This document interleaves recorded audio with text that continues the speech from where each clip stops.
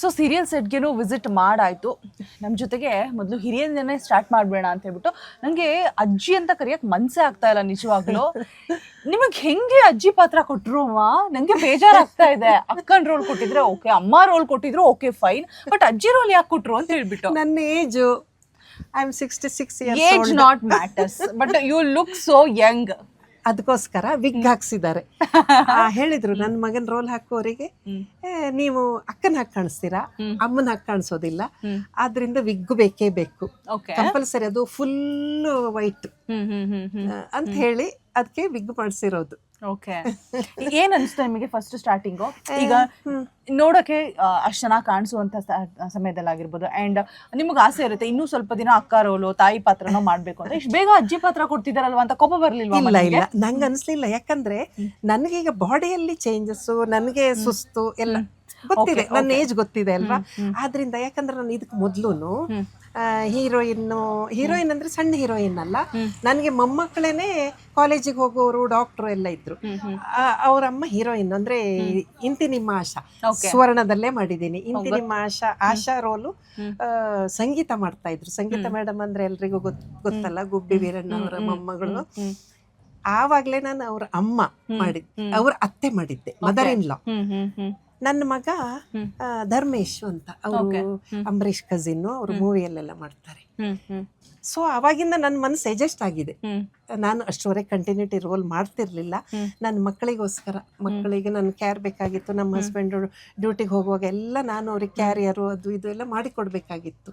ಆದ್ರಿಂದ ನನಗೆ ಮಾಡೋಕ್ಕಾಗಲಿಲ್ಲ. ಆಮೇಲೆ ಈಗ ಅದೇ ವಯಸ್ಸಾದ್ಮೇಲೆ ನಂಗೆ ಕಂಟಿನ್ಯೂಟಿ ರೋಲ್ ಮಾಡೋಕ್ ಆಗಿರೋದು. ಆದ್ರಿಂದ ವಯಸ್ಸಿಗೆ ಸರಿಯಾಗಿ ರೋಲ್ ಸಿಕ್ಕಿದೆ. ಸೊ ಬೇಜಾರಿಲ್ಲ, ಖುಷಿ ಇದೆ, ಬೇಜಾರಿಲ್ಲ. ಯಾಕಂದ್ರೆ ನನ್ನ ಏಜಿಗೆ ಸರಿಯಾಗಿ ಈಗ ನಂಗೆ 66ಗೆ ಅಮ್ಮ ಕೊಡೋದೇ ಇಲ್ಲ. ಅಂದ್ರೆ ನಾನು ಹೆಂಗ್ ಕಾಣಿಸ್ತೀನೋ ಅದು ಬೇರೆ, ಅದು ಸ್ವಲ್ಪ ಮೇಕಪ್ ಅಲ್ಲಿ ಬೇಕಿದ್ರೆ ಕಣ್ಣು ಕೆಳಗಡೆ ಇದ್ ಮಾಡ್ಕೊಂತಾರೆ ಅಲ್ವಾ. ಬಟ್ ನಿಮ್ಗೆ ಯಾರು ಹೇಳಿಲ್ವಾ ಯಾಕೆ ಇಷ್ಟು ಬೇಗ ಅಜ್ಜಿ ರೋಲ್ ಮಾಡ್ತಾ ಇದ್ರೆ, ಇಷ್ಟು ಚೆನ್ನಾಗಿದ್ದೀರಾ ನೋಡಕ್ಕೆ, ಅಕ್ಕ ರೋಲ್ ಆದ್ರೂ ಮಾಡ್ಬೇಕಿತ್ತು ಅಂತ? ನಿಮ್ಮ ಅಭಿಮಾನಿಗಳು, ಫ್ಯಾನ್ಸ್ ಆಗಿರ್ಬೋದು, ಯಾರು ಹೇಳಿಲ್ವಾ? ಎಲ್ಲರೂ ಹೇಳಿದ್ದಾರೆ. ಅಯ್ಯೋ, ಯಾಕಂದ್ರೆ ಕರೆಕ್ಟ್, ನಾನು ಭಜನೆ ಕ್ಲಾಸ್ ಮಾಡ್ತೀನಿ, ನಾನು ಯಕ್ಷಗಾನ ಆರ್ಟಿಸ್ಟ್. ಸೂಪರ್ ನೋಡಿ, ಅದಕ್ಕೆ ಲಾಸ್ಟ್ ಇಯರ್ ವರೆಗೂ ಯಕ್ಷಗಾನ ಮಾಡಿದ್ದೀನಿ, ಕುಣಿದಿದ್ದೀನಿ. ರವೀಂದ್ರ ಕಲಾಕ್ಷೇತ್ರದಲ್ಲೂ ಕುಣಿದಿದ್ದೀನಿ. ಅದು ನಂದು ಅಲ್ಲಿ ವಿಲನ್ ರೋಲೇ ನಂಗೆ ಸಿಕ್ಕೋದು. ನಾನು ಹೈಟ್ ಇದ್ದೀನಿ, ಇದೆಲ್ಲ ಕಟ್ಟಿ ಇಷ್ಟು ದಪ್ಪ ಮಾಡ್ತಾರೆ.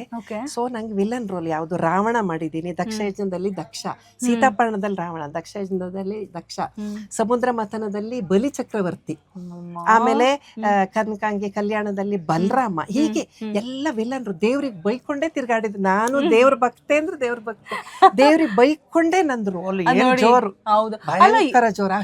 ಇದು ಬೇಕು.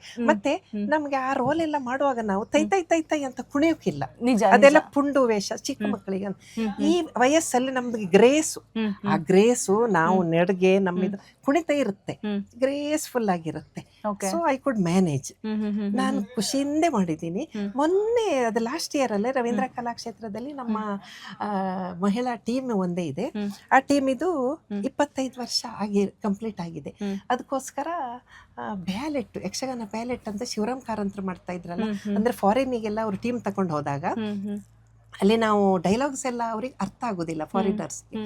ಅದಕ್ಕೋಸ್ಕರ ಅವರು ವಿತ್ ಆಕ್ಷನ್, ಈಗ ನಾವು ಒಂದು ಹಾಡು ಹೇಳ್ತಾರೆ, ಭಾಗವತರು ಅಂತ ಇರ್ತಾರೆ, ಅವ್ರು ಹಾಡು ಹೇಳ್ತಾರೆ, ಅವ್ರ ಹಾಡಿಗೆ ನಾವು ಆಕ್ಷನ್ ಮಾಡಿ ಕುಣಿಬೇಕು, ಇಡೀ ಸ್ಟೇಜ್ ಅಲ್ಲಿ ಮೂವ್ಮೆಂಟ್ ಕೊಡ್ಬೇಕು. ಅದು ಒಂದು 2 ಸಲ ಭಾಗವತರು ಹೇಳ್ತಾರೆ, ಆಮೇಲೆ ಫ್ಲೂಟ್ ಇರುತ್ತೆ, ಆಮೇಲೆ ಸೆಕ್ಸಫೋನ್ ಇರುತ್ತೆ. ಸೂಪರ್. ಅಷ್ಟಕ್ಕೂ ಅಂದ್ರೆ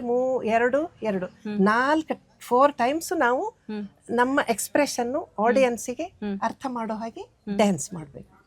ಅದನ್ನ ನಾನು ರಾವಣನ್ ರೋಲ್ ಅಲ್ಲಿ ನಾನು ಅದನ್ನ ಮಾಡಿದ್ದೀನಿ, ಫುಲ್ ಡ್ಯಾನ್ಸ್. ಅಲ್ಲಿ ಹೋದ್ರೆ ನಮ್ಗೆ ಎನರ್ಜಿ ಬರುತ್ತೆ. ನಿಜ ಅಲ್ಲ, ಅದು ಟೈಟ್ ಮಾಡಿ ಕಟ್ತಾರೆ. ಕರೆಕ್ಟ್. ಮೇಕಪ್ ಹಾಕಿದ ತಕ್ಷಣ ಅದು ಒಂಥರ, ಮೇಕಪ್ ಹಾಕಿದ ತಕ್ಷಣ ಮತ್ತೆ ನಮಗೆ ಸುಮ್ಮನೆ ಅವರು ರಿಹರ್ಸಲ್ ಅಲ್ಲಿ ಮಾಡುವಾಗ ನಮ್ಗೆ ಒಂಥರ ಮೈ ಚಳಿ, ಆತರ ಎಲ್ಲ ಕುಣಿಯೋದು ಮತ್ತು ಎಕ್ಸ್ಪ್ರೆಷನ್ ಕೊಡೋದು ಒಂಥರ 2ನೇ ಪಾತ್ರ ಅಂತಾರೆ, ವಿಲನ್ ರೋಲು, ಅದನ್ನೇ ಮಾಡಿದವಳು ನಾನು. ಆದ್ರಿಂದ ನಂಗೆ ಕ್ಯಾಮರಾ ನೋಡಿದ್ರೆ ನಾನು ನಿಲ್ಲುದೇ ಹೀಗೆ ಮೇಲೆ. ಇಲ್ಲಿ ಡೈರೆಕ್ಟರ್ ಮೊದಲೇ ಕ್ಯಾಮ್ರಾ ಲೆಂತ್ಗೆ ಮ್ಯಾಚ್ ಆಗ್ಬಿಟ್ಟು. ಹೌದು, ನಮ್ ಕ್ಯಾಮರಾ ನೋಡಿದ್ರೆ ಮೇಲೆ ಹೋಗ್ಬಿಡುತ್ತೆ. ಆ ಅಂತ ಕ್ಯಾಮ್ರಾ ನಾನು ನೋಡಿದ ತುಂಬಾ ತಕ್ಷಣ ಇಷ್ಟಪಟ್ಟಿದ್ದೀನಿ. ಟೆನ್ಷನ್. ಹೌದು, ಯಕ್ಷಗಾನ ತುಂಬಾ ಇಷ್ಟ ಚಿಕ್ಕಂದಿನಿಂದಲೂ. ನಾವು ನನ್ನ ತಂದೆ ಸ್ಕೂಲಲ್ಲಿ ಹೆಡ್ ಮಾಸ್ಟರ್ ಆಗಿದ್ರು, ನಮ್ಮ ಅಜ್ಜಂದೆ ಸ್ಕೂಲ್. ನಾವೆಲ್ಲ ಹೋದ್ರು ನಮ್ಮ ಮುಂದೆ ಕೂರಿಸೋರು. ನಮ್ಗೆ ಆವಾಗ ಇಂಟ್ರೆಸ್ಟ್ ಭಾರಿ, ಅವಾಗ ಕಲಿಬೇಕು ಅನ್ನೋದು ತಲೆ ಒಳಗಿತ್ತು. ಆದರೆ ನಮ್ಗೆ ಅದಕ್ಕೆ ಟೈಮ್ ಇರಲಿಲ್ಲ. ನಿಜ. ಊರಲ್ಲೆಲ್ಲ ದೂರ ದೂರ ಹೋಗಬೇಕು. ನಾನು ಆ್ಯಕ್ಚುಲಿ ಉಡುಪಿ ಕುಂದಾಪುರದ ಆಚೆ ಸೈಡ್. ಆಮೇಲೆ ಇಲ್ಲಿ ಬಂದ ಮೇಲೂ ನಾನು ಪೋಸ್ಟಲ್ ಅಸಿಸ್ಟೆಂಟ್ ಆಗಿ ಸೆಂಟ್ರಲ್ ಗೌರ್ಮೆಂಟ್ ಎಂಪ್ಲಾಯ್ ನಾನು. ಆವಾಗ ಎಲ್ಲ ನಮಗೆ ಮನೆ ಕೆಲಸ ಮಾಡ್ಕೊಂಡು ಮಕ್ಕಳದ್ದು ಮಾಡ್ಕೊಂಡು ಕೆಲಸಕ್ಕೆ ಹೋಗಿ ಬರೋದೇ, ಡ್ಯೂಟಿ ಮುಗಿಸೋದ್ರಲ್ಲೇ ಆಗ್ತಿತ್ತು. ಆಮೇಲೆ ಮಗನಿಗೋಸ್ಕರ ನಾನು 16 ಇಯರ್ಸ್ ಸರ್ವಿಸಲ್ಲೇ ವಾಲಂಟ್ರಿ ರಿಟೈರ್ಮೆಂಟ್ ತಗೊಂಡೆ. ವಾಲಂಟ್ರಿ ಎಲ್ಲ ಮೆಡಿಕಲ್ ಗ್ರೌಂಡ್ಸಲ್ಲಿ. ಅದ್ರ ಮೇಲೆ ಎಲ್ಲ ನನ್ನ ಇಂಟ್ರೆಸ್ಟ್ಗಳನ್ನೆಲ್ಲ ಸ್ವಲ್ಪ ನೋಡೋಕೆ ಶುರು ಮಾಡಿದೆ. ಹಾಡು, ಭಜನೆಗಳು, ಅದು ಇದು ಏನೇನೆಲ್ಲ ಕಲಿತೆ, ಶ್ಲೋಕಗಳು ಓದಿದೆ. ಆಮೇಲೆ ಯಕ್ಷಗಾನ. ಸೂಪರ್. ಯಕ್ಷಗಾನ ನಮ್ಮ ಯಜಮಾನರು ತುಂಬ ಸಪೋರ್ಟ್ ಮಾಡಿದರು, ಮಕ್ಕಳು ಎಲ್ಲ. ಆದರೆ ನಾನು ಯಕ್ಷಗಾನ ಕಲ್ತಿದ್ದು ಯಾವ ಏಜ್ ಅಂತ ನಿಮಗೆ ಗೆಸ್ ಮಾಡ್ತೀರಾ? ಚಿಕ್ಕಂದಿನ 4 ವರ್ಷದಿಂದ. ಸುಮ್ಮನೆ ಮತ್ತೆ ನಾನು ಯಕ್ಷಗಾನ ಸ್ಟೆಪ್ ಹಾಕಿ ಕಲಿಯೋಕ್ಕೆ ಶುರು ಮಾಡಿದ್ದು ನನ್ನ 45 ಇಯರ್ಸಲ್ಲಿ. 45 ಇಯರ್ಸ್. ನಾನು ತುಂಬಾ ಚಿಕ್ಕ ವಯಸ್ಸಿನಿಂದನೇ ಆರಂಭ ಮಾಡಿದ್ದೀನಿ. ನೋಡಿದ್ದೀನಿ, ನೋಡಿ ಯಾವಾಗ ನಾನು ಸ್ಟೆಪ್ಸ್ ಕಲಿಲಿಲ್ಲ. 45 ವರ್ಷದಲ್ಲಿ ನಾನು ಕಲ್ತಿದ್ದು. ಸೂಪರ್. ನೋಡಿ, ನಿಮ್ಗೆ ಆ ಒಂದು 45 ವರ್ಷ ಅಂದಾಗ ಆಗಲೇ ಜೀವನನೇ ಸಾಕಾಗೋಗಿ ಸಾಕಪ್ಪ ಆರಾಮಾಗಿ ಇದ್ಬಿಡೋಣ ಅನ್ನೋ ಟೈಮಲ್ಲಿ ಅವಾಗ ನಿಮಗೆ ಹೊಸ ಹೊಸ ಆಸೆಗಳು, ಕನಸುಗಳು ಚಿಗುರುಡಿಯುತ್ತೆ. ಅಂದರೆ ಯಕ್ಷಗಾನ ಕಲಿಬೇಕು, ಸಂಗೀತ ಕಲಿಬೇಕು, ಮತ್ತೊಂದು ನಟನೆಗೂ ಕೂಡ ಸ್ವಲ್ಪ ಬ್ರೇಕ್ ಕೊಟ್ಬಿಟ್ಟು ಅದಾದ್ಮೇಲೆ ಬಂದಿದ್ರೆ ಹೇಗೆ ಸಾಧ್ಯ ಆಯಿತು? ಅದು ಏನಂದರೆ ನಮಗೆಲ್ಲ ಇಂಟ್ರೆಸ್ಟ್ ಇತ್ತು. ನನ್ನ ತಂದೆ ತಾಯಿ ಎಲ್ಲ ಈಗ ಸಂಗೀತ ಫ್ಯಾಮಿಲಿಯವರು. ನನ್ನ ಸೋದರ ಮಾವ ಸಂಗೀತ ವಿದ್ವಾಂಸರಾಗಿದ್ರು. ಅದೆಲ್ಲ ನಮಗೆ ಒಂದು ಸ್ವಲ್ಪ ಮನಸ್ಸಲ್ಲಿ ರಕ್ತಗುಣ ಬಂದಿರುತ್ತೆ ಅಲ್ವಾ, ಬ್ಲಡ್ಡಲ್ಲಿ ಬಂದಿರುತ್ತೆ ಒಂಚೂರು. ಎಲ್ಲ ನನ್ನ ತಂದೆ ಸ್ಕೂಲಲ್ಲಿ ಹೆಡ್ ಮಾಸ್ಟರ್ ಆಗಿದ್ದಾರೆ ಅಂತೆಲ್ಲ. ಅವಾಗೆಲ್ಲ ದೊಡ್ಡ ದೊಡ್ಡ ಆರ್ಟಿಸ್ಟ್ ಅವರು ನೀರನ್ನೆಲ್ಲ ಕರೆಸಿ ಸ್ಕೂಲಲ್ಲಿ ಕರೆಸಿ ಮಕ್ಕಳಿಗೆಲ್ಲ ಗೊತ್ತಾಗಬೇಕಲ್ಲ. ಆಮೇಲೆ ಅವರೆಲ್ಲ ನಮ್ಮನೆಗೆ ಬಂದು ನಮ್ಮನೇಲಿ ತಿಂಡಿ ಕಾಫಿ ಎಲ್ಲ ಇದು ಮಾಡಿ ತಗೊಂಡು ಆಮೇಲೆ ಹೋಗೋರು. ಆವಾಗಿಂದ ನಮಗೆ ಇಂಟ್ರೆಸ್ಟ್, ಇವರು ಆರ್ಟಿಸ್ಟು ಅಂದ್ರೆಲ್ಲ ಎಷ್ಟು ಅವ್ರಿಗೆ ಗೌರವ ಸಿಗುತ್ತೆ. ಆಮೇಲೆ ಆರ್ಟ್ ಬಗ್ಗೆ, ಕಲೆ ಬಗ್ಗೆ ನಮಗೆ ಆಸಕ್ತಿ ಮೂಡಿತ್ತು ಇನ್ನೂ ಜಾಸ್ತಿ. ಅದನ್ನ ನಮ್ಮಲ್ಲೂ ಅಳವಡಿಸ್ಕೊಳ್ಬೇಕು ಅನ್ನೋ ಆಸೆ ನಿಜವಾಗ್ಲು.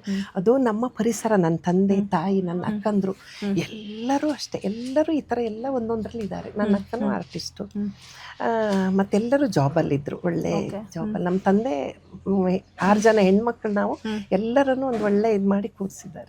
ಅಂದ್ರೆ ಅದು ನಮಗೆ ಬಂದಿದೆ, ಅವ್ರ ಸಪೋರ್ಟಿಂದಾಗಿ ನಾವು ಹೀಗಿದ್ದೀವಿ. ಸೂಪರ್. ಅಮ್ಮ, ನಂಗೆ ಇನ್ನೊಂದು ಏನು ಇಷ್ಟ ಆಯಿತು ಅಂತ ಅಂದ್ರಮ್ಮ, ಒಂದು 45 ವಯಸ್ಸಲ್ಲಿ ನೀವು ಯಕ್ಷಗಾನಕ್ಕೆ ಹೆಜ್ಜೆ ಹಾಕಿದ್ದು, ಮತ್ತೆ ಈಗಲೂ ಕೂಡ ಯಾವುದೇ ಪಾತ್ರ ಕೊಟ್ಟರು ಕೂಡ ನಾನು ರೆಡಿ, ಯಾವುದೇ ಬೇಜಾರಿಂದ ಬೇಸರ ಇಲ್ಲದೆ ನಾನು ಮಾಡಕ್ಕೆ ರೆಡಿ ಅನ್ನುವಂಥದ್ದು ಇನ್ನೊಂದು. ಮತ್ತೆ ಈ ವಯಸ್ಸಲ್ಲೂ ಕೂಡ ಈ ರೀತಿಯಾದಂತಹ ಉತ್ಸಾಹ, ಆಸಕ್ತಿ ಮತ್ತೊಂದು. ಅದೆಲ್ಲದರ ಜೊತೆಗೆ ಇನ್ನೊಂದು ವಿಚಾರ ನಾನು ಹೇಳಲೇಬೇಕು ವೀಕ್ಷಕರಿಗೆ. ಏನಪ್ಪಾ ಅಂತ ಹೇಳಿದ್ರೆ, ಆ ಕಣ್ಣಲ್ಲಿ ಒಂದು ನೋವು ಕಾಣಿಸ್ತಾ ಇದೆ, ಒಂದು ಆ ಟೆನ್ಷನ್ ಕೂಡ ಇದೆ ನಿಮಗೆ. ಅದರಲ್ಲೂ ಕೂಡ ನೋಡಿ, ಕಲಾವಿದ್ರು ಅಂತ ಹೇಳಿದ್ರೆ ಮೋಸ್ಟ್ ಆಫ್ ಆಲ್ ಎಲ್ರದ್ದು ಕೂಡ ಇದೇ ರೀತಿ ಇರುತ್ತೆ. ಒಂದು ಬಣ್ಣ ಹಚ್ಕೊಂಡು, ಬಣ್ಣದ ಬಟ್ಟೆ ಹಾಕೊಂಡು ಆ ಕ್ಯಾಮ್ರಾ ಮುಂದಷ್ಟೇ ನಗ್ನಗ್ತಾ ಇರ್ತಾರೆ. ಬಟ್ ಅದರ ಹಿಂದೆ ಎಷ್ಟು ನೋವಿನ ಕಥೆ ಇರುತ್ತೆ ಅನ್ನೋದಕ್ಕೆ ನಿಜವಾಗ್ಲೂ ವೀಕ್ಷಕರೇ, ಇವತ್ತು ಇವ್ರು ನನ್ನ ಜೊತೆಗೆ ಕುತ್ಕೊಂಡು ಮಾತಾಡ್ತಾ ಇದ್ದಾರೆ. ಬಟ್ ಊರಿಗೆ ಹೊರಟಿದ್ದಾರೆ ಅವ್ರ ತಾಯಿಗೆ. She is counting Har final days ನೋಡಿ, ಆದ್ರೂ ಕೂಡ ಹೇಳಿದ್ದಾರೆ. ಆದ್ರೂ ನನಗೆ ಏನೋ ನಾವು ಇಲ್ಲಿಗೆ ಬಂದ ಮೇಲೆ ನಾವು ಅಲ್ಲಿ ಎಷ್ಟಿದ್ರೂ ನಾವು ವೃತ್ತಿಗೆ ಮೋಸ ಮಾಡಬಾರ್ದು. ನಾವು ಅದರಲ್ಲಿ ನಮ್ಮನ್ನು ಅಳವಡಿಸ್ಕೊಳ್ಬೇಕು. ಆ್ಯಕ್ಚುಲಿ ಹೇಳೋದಂದರೆ 2 ಡೇಸಿಂದ ಇದು ನಮಗೆ ವಿಷಯ ಗೊತ್ತಾಗಿದೆ, ನಾವು ಹೋಗಲೇಬೇಕು. ಆದರೆ ಇಲ್ಲಿ ಶೂಟಿಂಗ್ ಇದೆ ಅಂದರೆ ನಾನು ನಿಂತಿದ್ದೀನಿ. ಆದರೆ 2 ದಿನ ನಾನು ಮನೆಯಲ್ಲಿರುವಾಗ ಎಷ್ಟು ಸಫರ್ ಆಗಿದ್ದೆ, ಎಷ್ಟು ಟೆನ್ಷನ್, ಏನು ಮಾಡೋಕ್ಕೂ ಬೇಡ. ಆ ನೋವು ನಮ್ಮ ಅಮ್ಮ ಹೆತ್ತ ಅಮ್ಮ ಎಳಿತದಲ್ಲಿ. ಆದರೆ ಇವತ್ತು ನಾನು ಇಲ್ಲಿ ಬಂದಿದ್ದೀನಲ್ಲ, ಇಲ್ಲಿ ನಾನು ನಕ್ಕೊಂಡು ಎಲ್ಲ ಮಾಡ್ತಾ ಇದ್ದೀನಿ. ನಮ್ಮ ವೃತ್ತಿಗೆ ನಾವು ಮೋಸ ಮಾಡಬಾರ್ದು. ಆಮೇಲೆ ಇಲ್ಲಿ 4 ಜನರ ಜೊತೆ ಕೂಡಿ ನಾವು ಇದರಲ್ಲೇ ಮುಳುಗಿ ಹೋಗ್ಬಿಡ್ತೀವಿ. ನಮ್ಮನ್ನ ಆ ಯೋಚನೆ ಅಷ್ಟು ನಮ್ಮನ್ನ ಎಳೆಯುವುದಿಲ್ಲ ಅವಾಗ. ಆದ್ರಿಂದ ನಂಗೆ ಮಾಡೋಕೆ ಸಾಧ್ಯ ಆಯ್ತು. ಈಗ ನಾನು ಸ್ವಲ್ಪ ನಿಜವಾಗ್ಲೂ ನೀವು ತುಂಬಾ ಸ್ಟ್ರಾಂಗ್ ಇದ್ದೀರಾ, ತುಂಬಾ ಗಟ್ಟಿ ಇದ್ದೀರಾ. ಒಂದ್ ರೀತಿಯಾಗಿ ನಿಮ್ಮನ್ನ ನೋಡಿ ಕಲ್ತ್ಕೋಬೇಕು. ನಿಜ, ನೊಂದ್ಕೊಂಬೇಡಿ. ಅಮ್ಮಂಗೆ 95 ಅಂತ ಆಯ್ತು, 95 complete ಆಗಿದೆ. ಕಂಪ್ಲೀಟ್ ಆಯ್ತು ನೋಡಿ. ಇಷ್ಟು Age ದಿನ ಆಗಿದೆ. ನಿಮ್ಮ ಜೊತೆಗಿದ್ದಾರೆ ಅಂತ ಹೇಳಿದ್ರೆ, ಈಗ ನೋಡಿ ಅಮ್ಮ, ಇವಾಗೆಲ್ಲ 60ಕ್ಕೆ ಆಲ್ರೆಡಿ ಆಗಲ್ಲ ಅನ್ನೋ ತರ ಆಗ್ಬಿಟ್ಟಿರುತ್ತೆ. ಎಷ್ಟು ಕಾಯಿಲೆಗಳು, BP, ಶುಗರ್ ಅಂತೆ, ಮತ್ತಿನ್ನೇನು. ಸೊ ಈ ರೀತಿಯಾಗಿ ಸೊ ಇಷ್ಟು 95 ವರ್ಷಗಳ ಕಾಲ ಬದುಕಿದ್ದಾರೆ ಅಂತ ಹೇಳಿದ್ರೆ ಗ್ರೇಟ್ ಅಂತ ಹೇಳ್ಬಿಟ್ಟು. ಗ್ರೇಟ್. ಅಂಡ್ ಏನೂ ಆಗೋದಿಲ್ಲ, ಇನ್ನು 100 ವರ್ಷ ತನಕ ನಿಮ್ಮ ತಾಯಿ ಆರಾಮಾಗಿ ಚೆನ್ನಾಗಿರ್ಲಿ ಅಂತ ಇರ್ಲಿ ಹೇಳ್ತಾ ಅಂತ ನಾವು ಹಾರೈಸ್ತೀವಿ. ಹಾರೈಸೋಣ. ಏನ್ And ಮಾಡೋದು, ಯಾರ್ಯಾರಿಗೆ ಎಷ್ಟು ಯಾವಾಗ ಎಲ್ಲೆಲ್ಲಿ ಬರ್ದಿರುತ್ತೋ. ನಿಜ ನಿಜ ನಿಜ. ನಿಮ್ಮ ಈ ಧೈರ್ಯ, ನಿಮ್ಮ ಆತ್ಮವಿಶ್ವಾಸ ಇದೇ ರೀತಿ ಇರ್ಲಿ ಅಮ್ಮ. ಇನ್ನೊಂದಷ್ಟು Thank ಜನಕ್ಕೆ you. ನೀವು ಸ್ಫೂರ್ತಿಯಾಗಿರಿ ಅಂತ ಹೇಳ್ತಾ Thank thank you you so very much. much. ಹಾಗೆ ಎಲ್ರಿಗೂ ಕೂಡ ಅಜ್ಜಿನ ಡ್ರೆಸ್ ಅಲ್ಲಿ ನೋಡಿರ್ಲಿಲ್ಲ ಅಂತ ಅನ್ಸುತ್ತೆ. ನೋಡಿ ಎಷ್ಟು ಕ್ಯೂಟ್ ಆಗಿದ್ದಾರೆ. ಇನ್ನು ಸೀರಿಯಲ್ ಸೆಟ್ ಅಲ್ಲಿ ಎಲ್ಲರೂ ಕೂಡ ಶೂಟಿಂಗ್ ಅಲ್ಲಿ ಬಿಸಿ ಇದ್ದಾರೆ. ಎಲ್ಲರೂ ಕೂಡ ಮಾತಾಡ್ಸ್ಕೊಂಡು ಬರೋಣ ಬನ್ನಿ.